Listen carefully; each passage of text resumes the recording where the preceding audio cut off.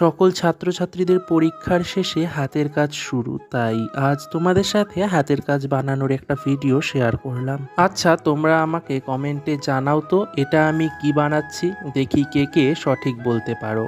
আমার মনে হয় তোমরা এতক্ষণে বুঝে গেছো আমি কি বানাচ্ছি। আরে হ্যাঁ হ্যাঁ, এটা আমি ক্যালেন্ডার বানাচ্ছি, তবে এটা 2025-এর নয়, বরং 2026-এর। এই হাতের কাজটা হলো আমার ভাইয়ের স্কুলের, যেহেতু স্কুলে কোনো নির্দিষ্ট বা কিছু বানাতে বলেনি, তাই আমি এটাই আমার আইডিয়াতে বানিয়ে দিচ্ছি। জানো তো, আমিও ক্লাস 5-এ একবার ক্যালেন্ডার বানিয়ে দিয়েছিলাম স্কুলের হাতের কাজে, তবে নিজে নিজেই বানিয়েছিলাম, খুব একটা খারাপ হয়নি, কারণ সেই সময় যতটা পেরেছি ততটাই করেছি। যাই হোক, এই কাজটা তোমাদের কেমন লাগলো কমেন্টে জানিও।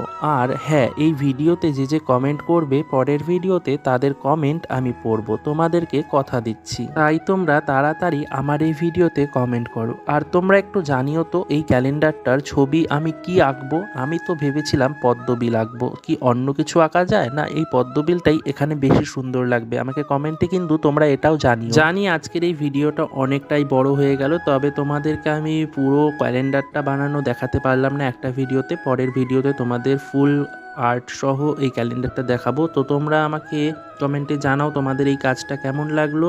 আর আজকের এই ভিডিওটা এই পর্যন্তই, পরের ভিডিওতে তোমাদের সাথে আরও অনেক কথা হবে। তোমাদের সাথে এখন অনেক কথা বাকি রয়েছে।